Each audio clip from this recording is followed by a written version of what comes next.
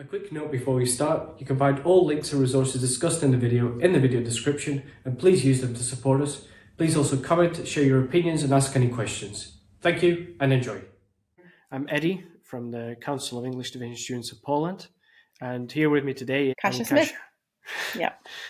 Kasia Smith. So hmm very quickly, where did you match and what did you match into? So I recently matched to a family medicine in Newfoundland, Canada at Memorial University. Okay, perfect. And now, can you tell me a bit about yourself? Like, where are you from? What's your background? Who are hmm you? Okay, so I'm Polish Canadian. My parents are Polish, but I was born and raised in Canada. I did spend some time of my childhood in Poland, teenage years actually in Poland, and I graduated from an international school uh, in Warsaw. But then I went back to Canada for my first degree, and I did a business degree at Western University there. And then my degree was actually in business. And then I worked for several years as a CPA, so a certified professional accountant or chartered professional accountant, depending on where you're from. The designation is a bit different. But I quickly learned that this was not the career path for me. And I kind of had to do some soul searching and decided I wanted to go back to school and do medicine. So the reason I decided to come to Poland is, well, because of my Polish roots, and because you can apply directly to medical school in Poland out of high school, actually. So you don't need to have a undergraduate degree in sciences the way you do to be accepted into medical school in Canada. There are some exceptions where you can apply with any degree you have, but I think it's like one or two universities only, and it's incredibly competitive, and there's no guarantee that you even after so there's no guarantee, even if you do have an undergraduate degree in science, that you'll get into a Canadian medical school. So I decided not to pursue another undergraduate degree either. So that's kind of my background. So that's how I ended up in Poland. And just to confirm, are you a Canadian citizen? Yes, I'm Canadian citizen. I was born and raised in Toronto. And do you have Polish citizenship as well, or Yes, what's I the do. situation there? Yes, I do have Polish citizenship. My parents are both Polish, and so as a result, I have Polish citizenship. Okay. And also, I believe you have a family, correct? Yes, I do. Yeah, like so, I mentioned this is a career change for me. So I have three children. I'm married, and yeah, and I'm a bit older. So I'm 38 right now, and I started my medical degree when I was 33. Okay. And can I ask how old roughly were your children then at the hmm time when you were applying? Okay, well, see, this is a really long process for me. I started the process of trying to get into medical school when I was 27. So at that point, I actually only had one child. I had only my son, my oldest son, who is now 15. But at the time, he was four. And, I was looking into how do I become a doctor in Canada. And I initially thought I would try to get into medical school in Canada. And when I found out that there was one university that you can apply to without having a science undergrad, that's where I focused my efforts. So I took the MCAT and, did my application for that. However, I was unsuccessful. And then I kind of had to go back to the drawing board and think about, well, what else can I do? Like, what else are my options? So Poland wasn't my first kind of choice, because my husband's not Polish. He's actually from New Zealand, and so he doesn't speak Polish. And I thought, okay, I didn't really think about Poland at the time, but then in the meantime, while I was trying to figure out what to do, I did some. I kept working. I had another son, and then I had my daughter. So I had three kids when I finally decided 6 years after I started my original journey to give Poland a go. But I knew at the time how hard it would be to come back to Canada, because it's very difficult to get Canadian residency, medical residency, that is, in Canada, not having done your medical school in Canada. Um, so I'm not sure if you know what the process looks like, but first of all, you have to be a Canadian citizen or have Canadian permanent resident status to even be eligible to apply for residency in Canada. Second thing is that there is a separate pool of jobs or residency positions for people who graduated outside of Canada. And these are people who are referred to as IMGs, so international medical students. So I am an IMG, having studied my medical, having done my medical school in Poland. Even though I'm Canadian, I'm still considered an international medical graduate. And there's a small pool of openings for international medical graduates, unlike the United States, for example, which there is no distinction in terms of anybody can apply for any spot. That being said, some programs don't take IMGs in the States, or and some do, but only a limited amount. But that's a different topic. In Canada, you have to be a Canadian citizen or permanent resident, and you can only apply for this small pool of positions. So I had been reluctant initially to even consider doing medical school outside of Canada because, I thought it would just be impossible to get back. So that's kind of how it looked like for me. But then eventually, after a few years of, first I tried to get into the Canadian medical school and it didn't work. And then I took some time off. I had my kids and I decided to see if maybe there's something else I could do because I didn't want to go back to my old career in business and accounting. But that kind of that drive and that desire to go to medical school just never went away. And so eventually I thought, okay, I really want to be a doctor more than anything. And even if that means that I can't do it in Canada. So we decided to come to Poland and I decided to apply to WUM, so the Medical University of Warsaw, or Warszawski Uniwersytet Medyczny, because I was familiar with Warsaw, having spent a little bit of my time when I was a teenager and a kid here. I had some friends, so I thought, okay, this would be a good place for me. And I just kind of, knowing though how difficult it would be to get back to Canada, but that was still my dream. That was still my number one option. I just, from the moment I started, I kind of kept that in the forefront of my mind. What do I need to do to improve my chances? And and that's what I did. And luckily it worked. So one question I have is, did you look at other medical universities before you applied to Warsaw? Yes, I did. I considered as well Jagiellonian in Krakow, just because it has a very good reputation. It's one of the oldest universities in the world, or in Europe. But my plan was, because I had roots and some family and support in Warsaw, my plan was to kind of try to get into Warsaw first. And then if that didn't work out, then reassess and try one of the other medical schools. I had looked into some of them, but it was just much easier for me and for my family to come to Warsaw and make that work. And just for personal reasons, because like I said, family support, I had some friends. I knew the city. It was central too. So, my husband's from New Zealand, my family all live in Canada. And so just travel and all those considerations kind of made it the best place for me and for my family. So so I did kind of look into the other ones initially, just to kind of have them on the back burner, that if Warsaw didn't work out, then okay, well, where else can I try? Okay, and within Warsaw University, was there any? What did you like about it, or what did you find was useful, especially in your case? Well, for me, it was mostly the fact that it was considered one of the top ranked medical schools in Poland, so that was important. I also have a couple of friends who did the program and were successful in obtaining residencies in the States. And one in Canada. I mean, the one in Canada, I didn't know them very well, but they were the husband of my sister's friend, kind of distant.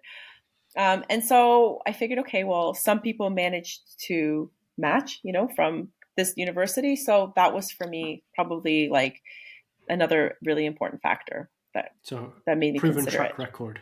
Yeah, yeah. And with regards to applying to Canada, can you give me a basic timeline of how it looks when you take the exams? when you should start preparing for different things, when does the application occur, deadlines, roughly? Mhm. Okay, so Canada, similarly to the United States, take a very like holistic approach into the application process. So that means it's not just like you take some exam and you go. It's a whole process of looking at the individual, at the person, and kind of seeing it like, are they a good fit for medical training in Canada? And so I had to keep that in mind. Like, what are they looking for? So the process really starts as soon as you start university. You kind of have to start molding yourself into the kind of candidate that they want.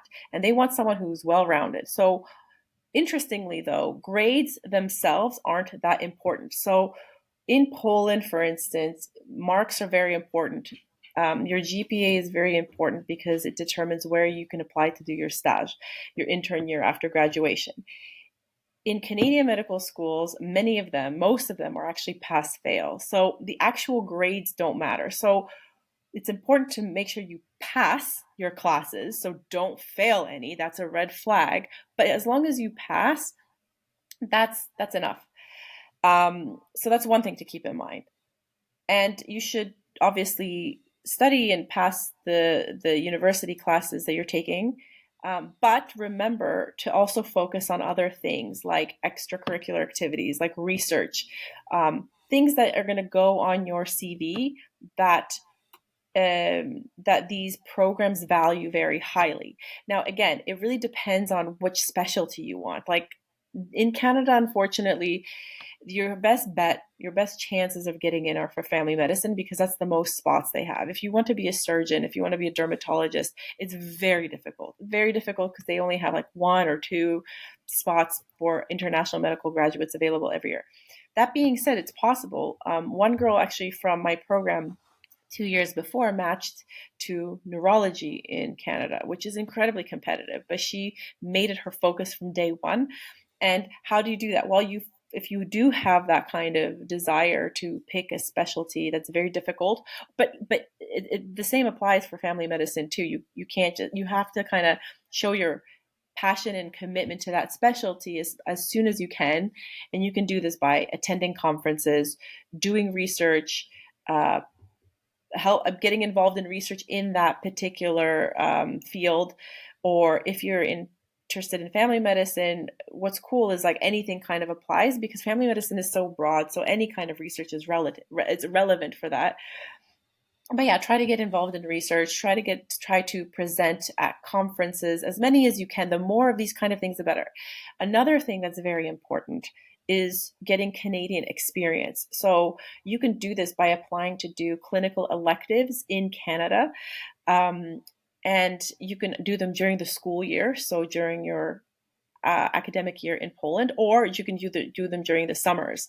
Um, it does get a little tricky doing them during your academic year because you're then missing courses, and sometimes they can be a bit funny about that. However, you can sometimes get them like for instance, like if you have I don't know, pediatrics, you could potentially do a pediatrics elective in Canada and have it count as your pediatrics your pediatrics rotation in Poland, but you need to get permission often from your dean's office for it to count.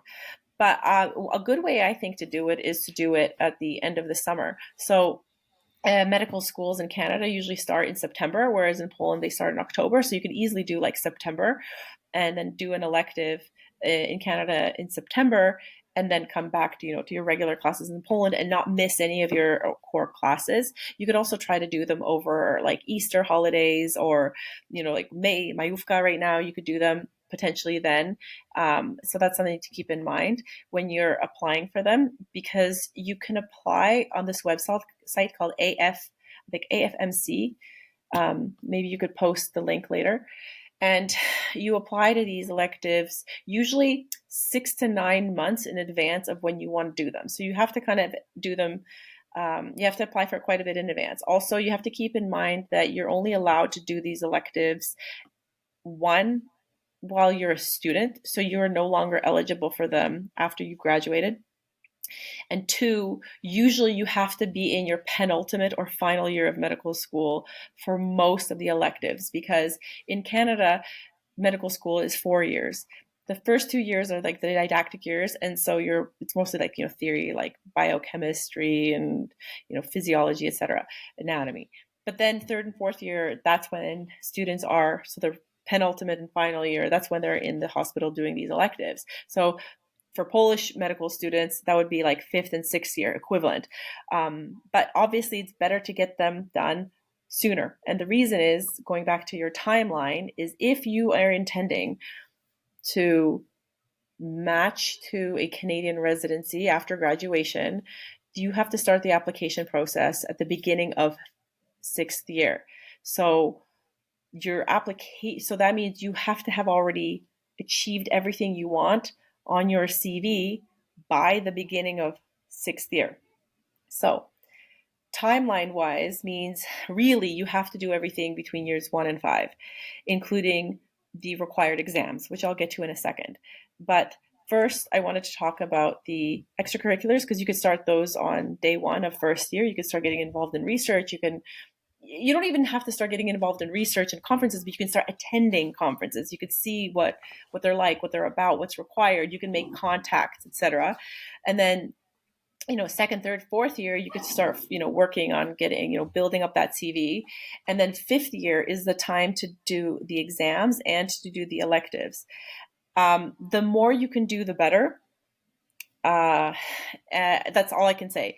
But it's also not always feasible to do, like, you can't do 10, like, it's hard. But 2, 3, the more you can do, though, the better. But you have to also figure them into your schedule.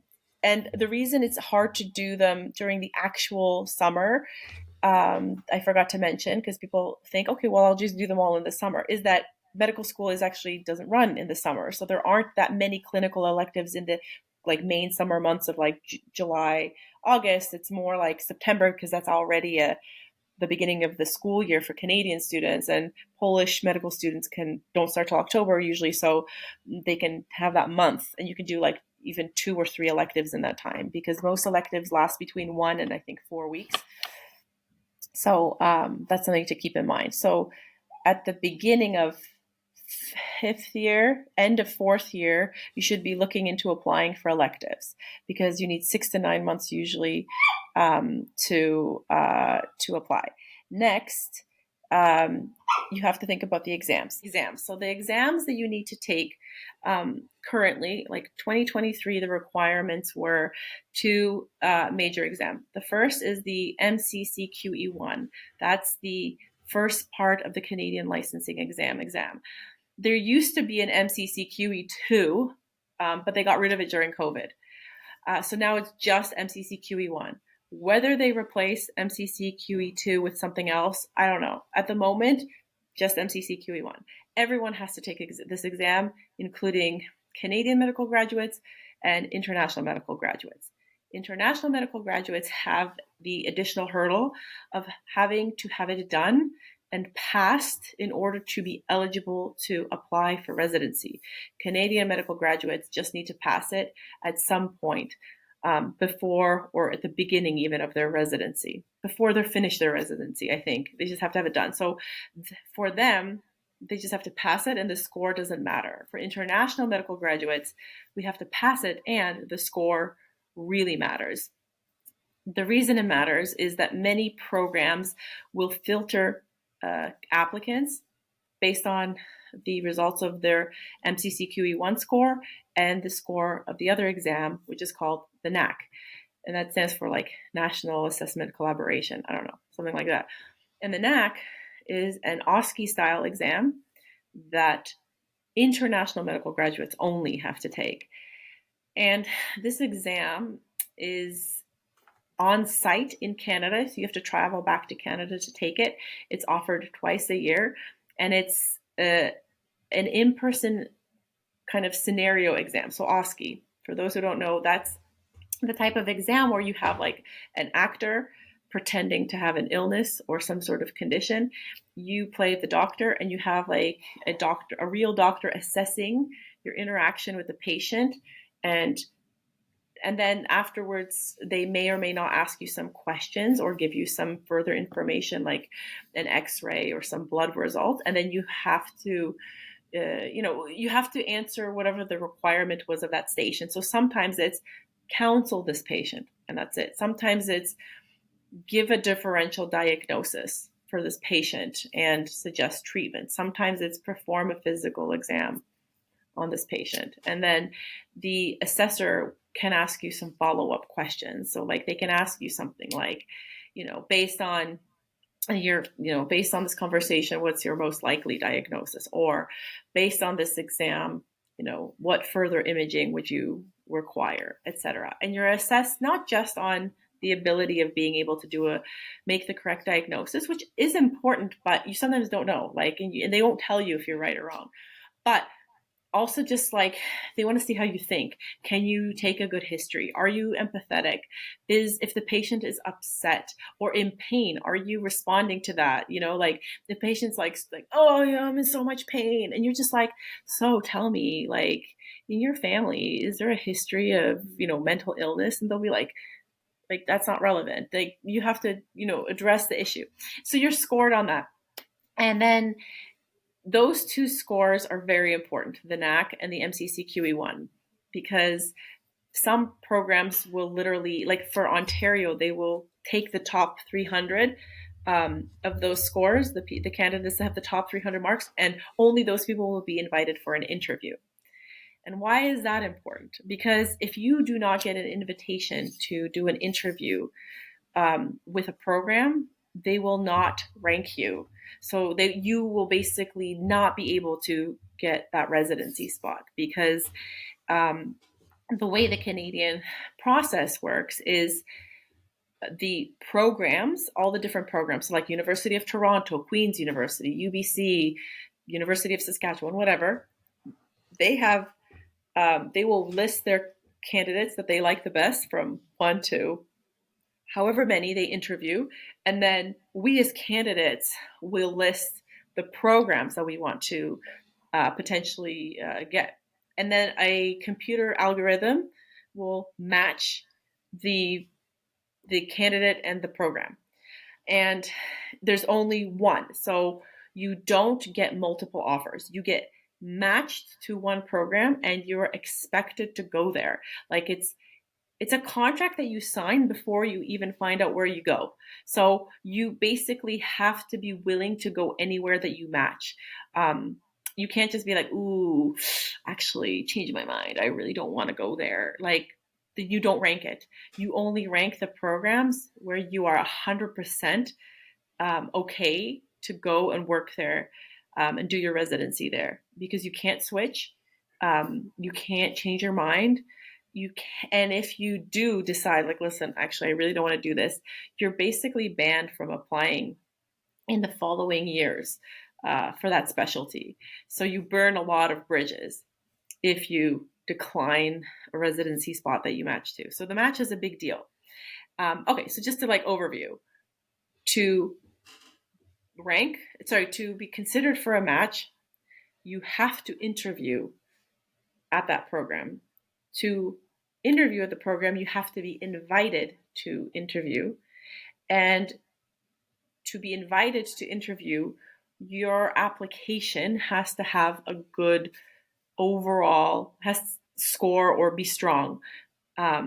And the strength or the score of your application, which you don't know because every program will score the application differently, they have different priorities, will be based on your CV.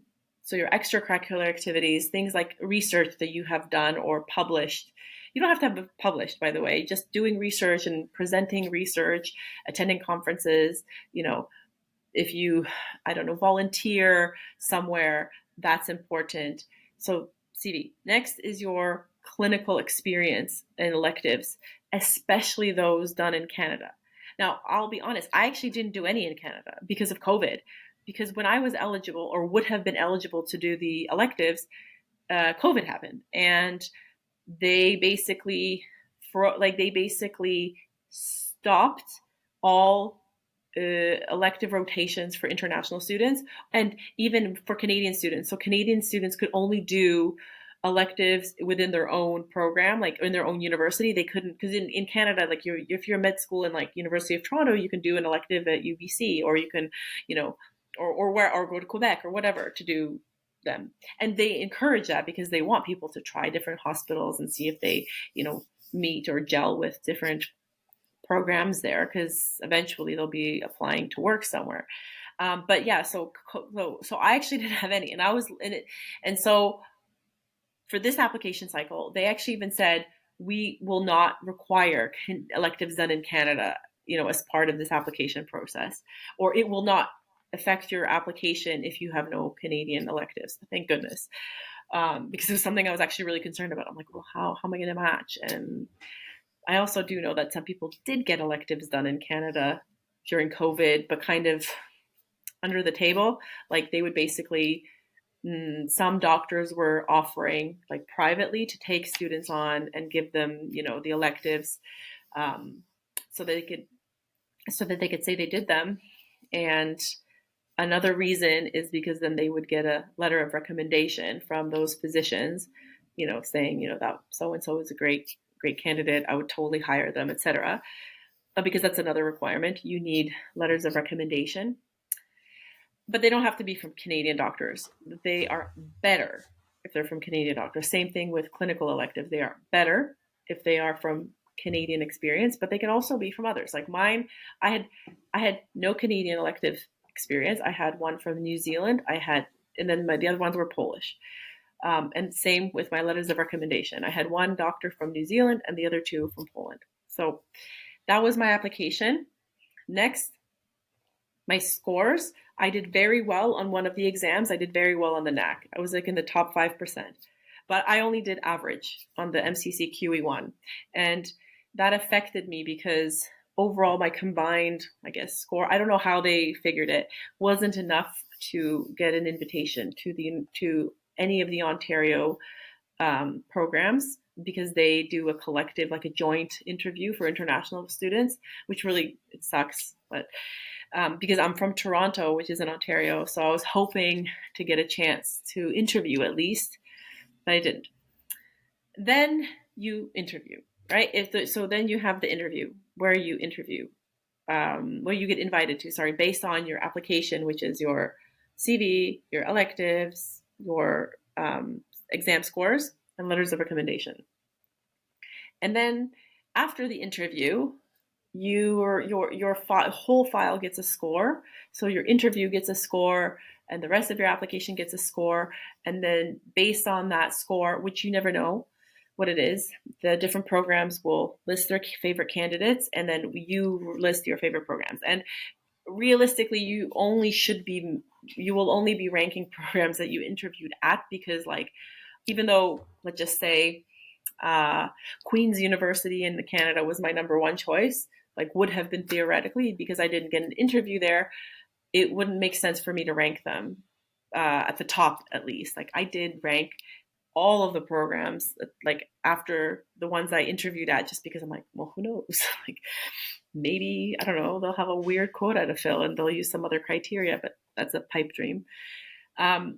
Basically, you only rank the programs you interviewed at. So that's what you do. And then you rank them, they rank you, there's match day, and then you find out if you matched. If you didn't, there's a second round, the same season. It's like a month later. And any leftover spots, because sometimes the programs actually end up with unfilled spots, and you kind of get another chance. You kind of reapply. You just use your same exams and your same CV, etc. Sometimes you have to change some stuff up. Oh, another thing I forgot to mention, as part of the application, you often have to write a personal statement, and every program has a slightly different question. Some are very general. For family medicine, I had some were literally how do you see the role of a family doctor in Canada? Some were had a list of questions they wanted you to address. Some gave you no word limit. Some gave you a 500 word limit. So they were all very different. So you have to pay attention. And so sometimes in the second round, you may be required to write a new letter, a new personal statement, or there may be some additional requirements. But then there's a second match, and then which was actually yesterday for the Canadian programs. And then after the second match, if you didn't match, there's another last chance. Again, there may still be some programs that are unfilled, and then you can apply to those programs directly. So that's the process. Okay, so regarding the MCCQE1, where did you take the exam? Did you have to take it in Canada? No, you can take it in. There's a company that administers the exam called Prometric, and they have offices around the world. Like I took mine in Warsaw. I think they have one in Krakow as well. Okay, But you could take it anywhere. You could take it in Berlin. You can go back to Canada if you want. And how did you roughly prepare for it? Did you have a dedicated period and kind of what were your go-to resources for it? Yeah, so this is a big exam, and the MCCQE1 basically tests your medical knowledge. So this is a big deal, and this is one of the reasons you should do your best to do well in your Polish courses. So first thing, study for your Polish medical school courses because it's going to give you the foundation to study for the MCCQE1. Some people, I think, don't take the Polish exams and classes seriously because I don't know what it's like where you are, but in my university, you can easily pass with very little work because you can memorize the answers from prior year exams. You can fail tests multiple times and take retakes, and each retake gets easier and easier. So theoretically, you can pass with not really knowing much. And I think sometimes that can lull people into this sense of safety or maybe delusion that they know much more than they do. But yeah, so the first recommendation is do your best and actually try to learn the material. Second thing, because I have a family, because I have a lot of commitments, I decided to give myself a lot of time to officially start preparing. So I wanted to give myself a year of like consistent study time for the MCCQE1. And it didn't quite work out that way because the war in Ukraine broke out. We ended up having a bunch of refugees living in our house, and my study plan went out the window like completely. And then I kind of had to make up for it in like a much shorter amount of time, like maybe 3 or 4 months of like more dedicated time. But the resources that I used were the following. The first was this USMLE program called UWorld. It's like a website or an app. You could use both. Like download the app, and it's basically questions. It's a huge question bank of questions that are aimed at the USMLE Step 2 exam, Step 2 clinical knowledge exam, which is very similar to the Canadian one. It's not identical, it's similar, but especially the multiple choice section. And it basically gives you like a clinical scenario, and then it asks you some questions, like a multiple choice level of questions. And the questions can be quite difficult because in our Polish medical schools, the questions are usually really short and they're very, like, they're different. Like, I don't know about you guys, but our Polish medical school questions could be something like, which of the following is not a sign of meningitis? And then you'll have like 5 options. And then, some of the questions would maybe like all of the above, A and B and C, D is not correct kind of thing. Whereas the MCCQE1 and USMLE Step 2 questions will be like a, male, 72, comes to your clinic complaining of lower right quadrant pain that started 4 hours ago. His temperature is this, and it'll like give you all their vital signs. They'll give you some relevant or even irrelevant medical history. And then they'll be like, you assess them for this, you get some blood work, it comes out like this, CRP is, let's just say that's the high thing, and like high white blood cells, but it won't tell you it's high. It'll just show you what the result is. So you kind of have to know the ranges. And then it'll be like, what is the most likely it could be something simple like what is the most likely diagnosis, but it could be what is the most likely complication for the procedure that is typically done for a patient in this scenario. So let's just say the patient you realize has appendicitis, and the best, but like there's nowhere it doesn't say appendicitis. You realize based on the clinical scenario he most likely has appendicitis, and what's the most common treatment? It's surgery, right? To take out the appendix. And so you may be listed like a list of 5 surgical complications, and then you have to figure out which one's the most likely to be a complication of surgery of an appendectomy, and that's your answer. So very different. It's like there's like multiple layers, multiple things you have to sort through, whereas the Polish exams are very like, I don't know, what's the most common pathogen for pneumonia, or you know patient has these 3 symptoms, most likely, I don't know, diagnosis is this, or which mutation is the most common cause in this gene to cause colon cancer or something. It's like very black and white usually. Sometimes they're hard because I'm like, it'll be some obscure disease that they're asking about, but nonetheless it's very simple, whereas not necessarily easy but simple, whereas these Canadian and US exams are very like, you need to understand, you need to know all the different layers, and they're also very often repeated themes. So you do practice these questions over and over and over, and you start to learn, yourself how to you kind of figure out like, okay, I see what they're asking for here. At first, it's very overwhelming, but USMLE UWorld question bank is about 4,000 questions, and because they're quite long, it's not like you do them in like a minute. It takes you a while because they give you the answer and then they'll explain to you why the wrong ones are wrong, because sometimes you get tricked. You're like, oh, okay, I see why that's wrong. And then, so you really have to understand it. And then there's like a learning objective at the end. So you have to make sure you understand what was the point of the question, what they were trying to test, and why it's important. So ideally, and this is what I was aiming for, and I wasn't able to do it in the end, but ideally you should go through the USMLE question bank twice. And that's the first part. The second thing is, this is for the MCCQA one. The second thing is the Canadian Medical Council has their official practice questions or practice tests. They don't have very many of them, unfortunately. It's like, I think the total pool of questions is probably like 400 or 500. It's not very many. And I would recommend leaving those to the end, like after you've done the USMLE question bank, because you really want to see how you're doing on the Canadian style questions, because they're a little bit different. The vignette is typically a little bit shorter. Also, you have to have some time to get used to and know the Canadian specific differences. There's quite a bit on, like, for instance, Canadian ethics, which is very different from US ethics.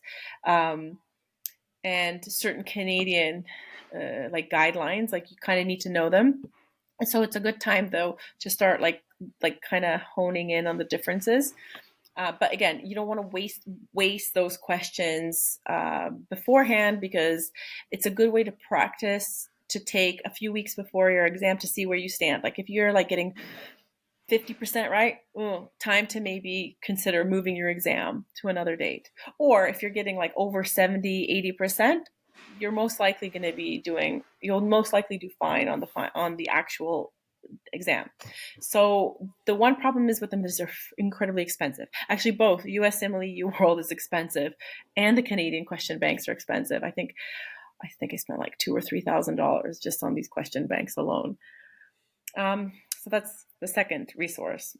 The third resource is for the Canadian exams, and this is a must-have, and honestly, it's also great just for your Polish medical classes, is a textbook called Toronto Notes. It's basically a summary of everything you need to know. And I refer to it all the time, even now, because it'll like break down every system, every like disease kind of into things you need to know. And they give you some tips too, even for the exam or for just clinical practice. It's really great. And it's written in a very kind of clear format. It's not a good resource to just read. It's a good resource for reference. So like if you're, reading about how to treat an MI, it's a really good place to go, because you'll have it listed out like this is the protocol. These are the drugs. These are the tests. This is what you're looking for. It's very clear.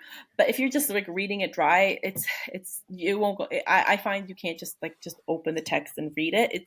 It's very much a reference guide, but it's really good. And then lastly, and this is something I discovered too late, is there's some courses you could take online that will help you.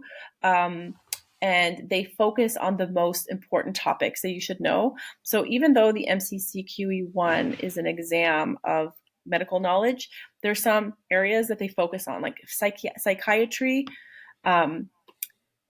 is a huge one. Medical legal ethics is another one. General family medicine is a third one. And then some high level surgery and some high level internal medicine. You're not going to get a lot of very detailed questions on like nephrology or hematology. You need to know the basic. Oh, and obstetrics and gynecology. That's a big one too. And they're really good at like going through actually Toronto notes and being like, you need to know this. Every year there's going to be a question on, this topic. Every year they're going to ask you a question on these medical, legal, ethical issues. And so it's really cool to take these courses because they kind of tell you what patterns they've noticed and like where you should focus your efforts and make sure you're really strong in them. So instead of, like I said, memorizing the coagulation cascade, maybe you can focus on, memorizing like colon cancer screening, because they're always going to ask you a question about colon cancer screening specifically. So, and I really wish I had done this sooner. So the program that I use and I really recommend is called Medical Training Express. And you have the option of joining their live classes or or buying their pre-recorded class or their recorded classes and just listening to them at your leisure. So I ended up doing the second option because I missed the live classes, which is a bummer because I did take the same program, Medical Training Express, for the NAC prep, and I took it live, and it was amazing. And it was so good at, again, teaching how to do well on this exam and how to prepare. And I highly recommend it. And also they give you feedback too, because we get a chance to practice with like the head instructor who himself used to be an examiner on the exam in the past. So he knew exactly what they're looking for, and he was really good at giving very good detailed feedback on your answers and being like, okay, well, this was good. You need to work on this. And, it was really good. So I highly recommend a course like that. Though buyer beware, because there's a lot of courses online that kind of prey on IMG students, and some of them are terrible. So I would recommend going, like I said, personally, I really liked Medical Training Express. I thought it was very good. They're all quite expensive, but there are some that are not so great. So I would really recommend actually going on Reddit and like typing in, like MCCQE1 prep or something, and then being like, can you recommend these courses, and then see what people say, like, don't use this course, or this course is a scam. And unfortunately, some of these operatives or people who run these courses will like put in, I highly recommend such and such course. It was fantastic. And like, it reads like an ad, and you're like, okay, clearly they're self-promoting and pretending to be a student. I'm not going to mention names here because I don't want to get in trouble, but there's this one company in particular that's horrendous for this. But yeah, so that's the other option. That's the fourth one, the course for the MCCQE1. And I think if you do all of them and you like give yourself a year, 6 months to a year, if you can dedicate some time, that's great. One thing to keep in mind is with the MCCQE1, you can only take it, the earliest you can take it is a year before you graduate. So I would recommend taking it as soon as you can. However, keep in mind that once you pass the exam, you're only allowed to take it. That's your score. You're not allowed to retake it to improve your score. So if you fail, you can retake it. But if you pass, that's the score you're stuck with. So if you just scrape by with a pass, it's almost worse than failing it, because then like you can't improve and you're automatically going to be cut from lots of programs. They're not going to look at your application.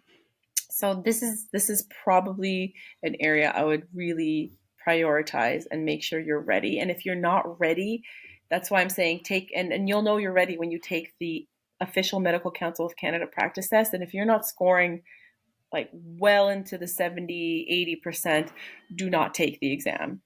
It's better to postpone it, even if you miss the whole application cycle, than take it, get a terrible mark, because then you're stuck with that for life. What's the scenario with failing it? Is it a red flag? Does it rule you out completely, or no? What's the scenario? So for the U.S., yes, failing the USMLE is a red flag because it shows up as a red flag on your application. But if for the Canadian ones, it doesn't. It's just you just get your most recent score. So you don't so if you pass it the second time and you do well, that's all that shows up. You just submit because you get to choose which score, but obviously you're going to take you have to submit your most recent score, but you choose that. You say, I'm going to submit this score, and that's what you do. And then for the NAC, the most important thing is to practice the scenarios. So I had a study partner, and that was great.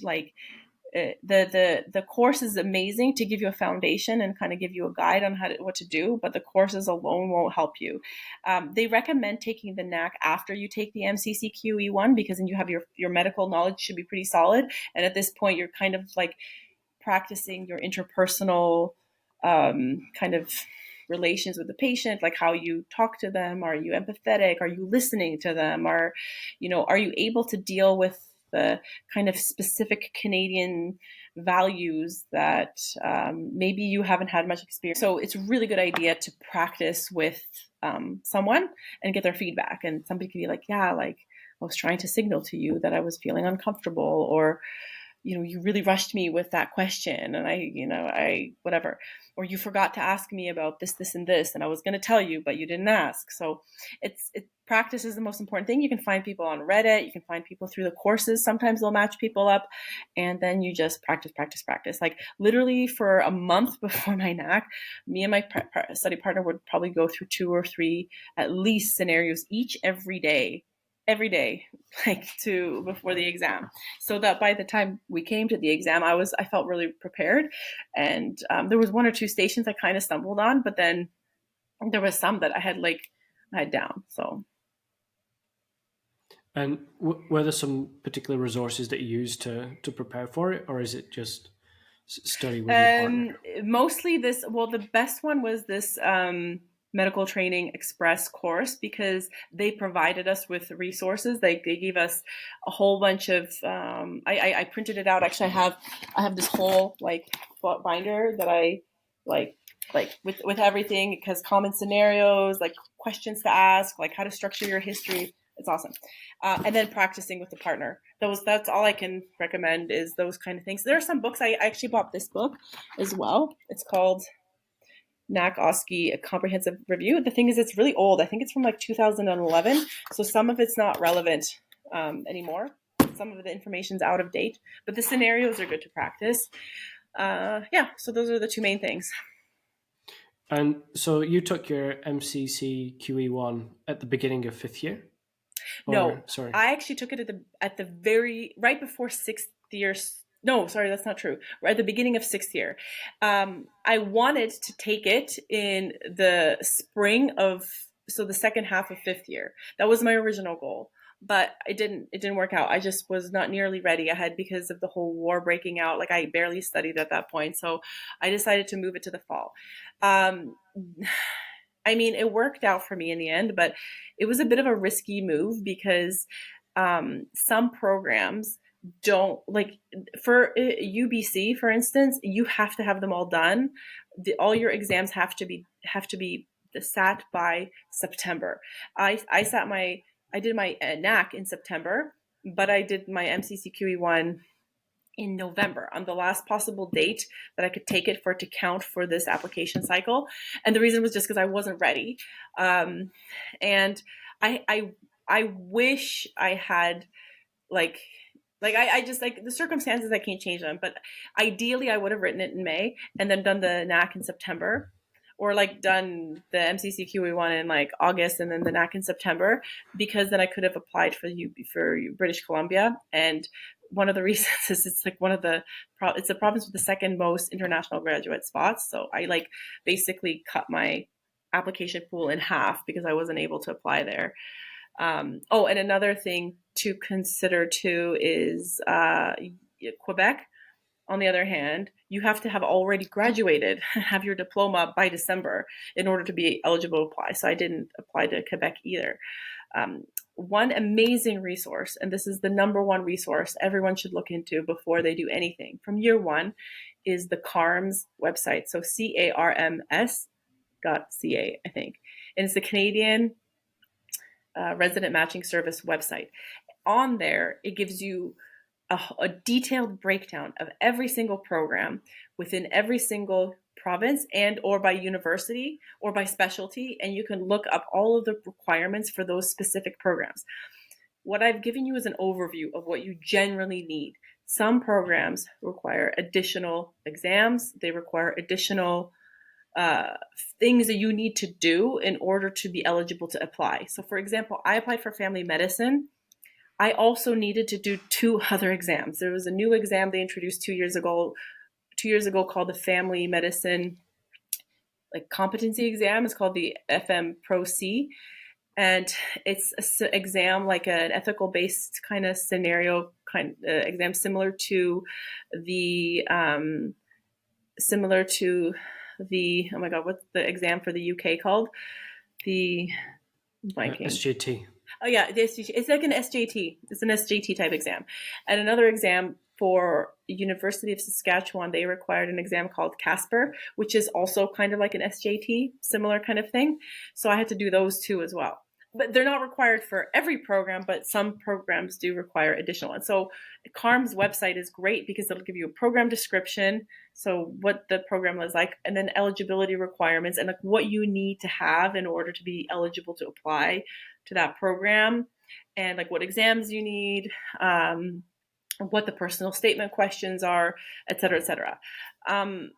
Lastly, because something I wanted to also point out is if you do medical school in Poland, you will need to do a language proficiency exam like IELTS or the OET.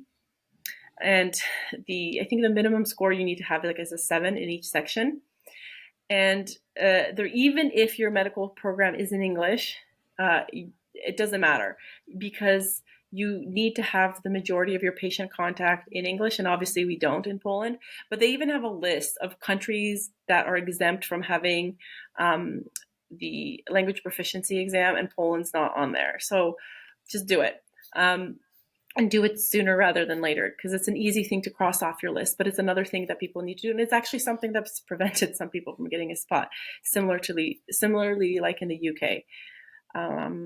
But it's also great because you can use it for the UK too. Like the UK was my backup, so it was good for both Canada and the UK, the IELTS. So it's another one.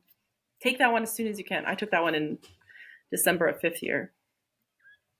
So that leads me on to my other question, actually. Was there anywhere else that you applied to? Yeah, so I applied to the UK and to Ireland as well.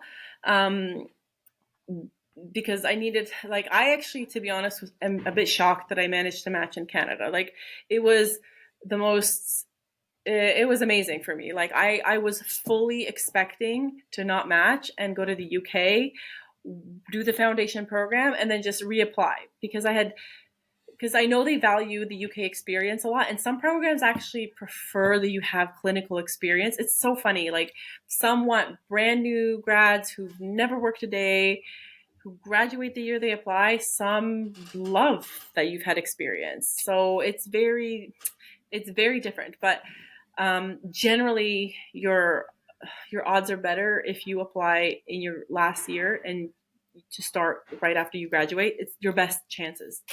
But my backups were number 1, the UK, and number 2, Ireland. UK because if you do the foundation program, you can keep applying to Canada for residency and they like the experience. Or if you don't manage to match, or if you decide, I really like the UK, I'm going to finish the foundation program and do my training here. If you become a specialist in the UK, you can often transfer that to Canada and you don't have to redo Canadian residency. Because in order to practice medicine in Canada, you have to either have done a residency in Canada and done your specialist training there, done it in the States, or an equivalent country. So basically other English speaking countries, Canada, UK, US, Ireland, Australia, New Zealand are the 5 countries that they accept the medical specialty training as equivalent to Canadian, and you can sometimes transfer your specialty. Now, it's not that simple. There's a lot of other things you have to consider. So I don't want to make it seem like, oh, just, become a surgeon in the UK and I'll move to Canada to become a surgeon. Like, I don't know what the requirements are for surgeons, surgery, what you need to do. I do know for family medicine, so GP, you can transfer like equivalent. You still have to pass the MCC QE1 and I think the NAC, and then there's different pathways you could do it. So you don't necessarily, it's not like you'll necessarily be allowed to like practice in a big city. They may require you to go somewhere else for a while. But again, that's a different thing. But that was kind of my backup, because I was like, okay, well, worst case, I'll go to the UK, stay there. At least I could practice medicine. I could become a GP there, and then somehow, figure out a way to get back into Canada after. Second option was the Ireland. I actually applied last minute, like literally the day before the deadline, because I kind of started freaking out about the UK and the NHS and what was going on. So then I applied to Ireland as well. And then fourth option, though I didn't have to do anything, but I would have considered is just staying in Poland and doing lek and stage. Okay. And another question was regarding how you ranked the programs in Canada. How did you decide how you wanted to rank them and where Mostly you wanted by to go? Oh yeah, well, so there was 2 considerations. One was individual programs. I just really like them. Like there was some that we once you apply, they give you a lot of these options to join these. They're called town halls, and they're virtual, so you get to like informally chat with other residents who are doing the program, with the program directors, with some of the doctors who work there. You could ask questions about, like anything, resident wellness initiatives, like how long are shifts, like is the call, is like how is like being on call, etc. And you kind of get a vibe, to see if it like sounds good or not. So like there were some places that I'm like, oh wow, I could really see myself working there, or this place is I like the location of it. That's important too. So lots of things to consider: location, size of the program. Some people prefer smaller programs, some people prefer bigger. I preferred smaller because I found out that a lot of the smaller ones, you end up being one-on-one with your preceptor, with your mentor. Like you get like your main like preceptor who's like evaluating you and that you work with. And some programs that are bigger, like a preceptor may have 4 or 5, even 6 residents under them, whereas the smaller programs you just very often one-on-one, and so you get a much more kind of intimate learning and like better, I guess, learning situation. And coming from a Polish medical school, I kind of feel like I'm going to need a lot of hands-on support and supervision at the beginning, especially. So that was for me a big factor. Location was kind of I didn't really care. It was more about the program, because I knew I didn't get an interview to Ontario, so Toronto area and where I'm from. So anywhere I went, it was going to be completely new. So I didn't really care so much about that. So I focused more on the program. So did you get an interview at the place that you matched? Yeah, I had to. Yeah. So I got in the end, I got an interview for 2 provinces, and within each province there was like 6 programs or 7, and so I got interviews for all of them. But it's like very often they just do one for the whole air region, and then like the different programs that will look at your interview and they'll be like, oh, I really liked it, or they'll be like, she doesn't vibe with us, kind of thing. Yeah, so that's how it was. But yeah, the place I matched, I had an interview with. Yeah. Okay. And I think we're wrapping it up pretty much.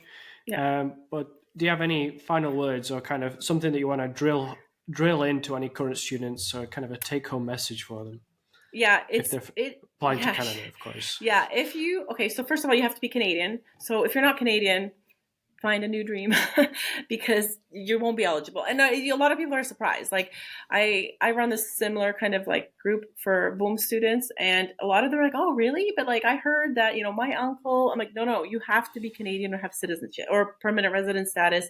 Don't waste your time. That's one. Second rule is you have to be all in. I personally think, because a lot of people who want to go to Canada back up with the States, I think I wouldn't say a mistake, but it's very difficult to be all in on Canada and be all in on the States at the same time, because you have many of the same requirements, but it's very difficult to do Canadian electives and US electives. You know what I mean? It's very difficult. It's hard. Like, it's not impossible, and it's hard to study for the USMLE and the Canadian exams, because even though they're similar, the MCCQ one and like step 2, step 1 is completely different, and you have to pass that first, and that's a huge beast of an exam. So that's 2. Be all in. Back up with the UK. If you're in Poland, your Polish medical graduates are considered equivalent to UK ones, or at least for the moment they are. So have a good backup, because it's not the end of the world if you don't match in Canada initially. You can keep trying, and I actually know of several people who did that. They actually went to the UK for a year, got some of that experience, got some good letters of recommendation, and then boom, then they were able to interview and they were able to match. So have a good backup. Okay. Thank you very much, then. I think that's all the questions I have for you. Where can people find you if they want to ask you some more questions? You can find me on Facebook at Kasia Smith, and on Instagram. At the moment, my Instagram handle is Kasia_Mama Med Student.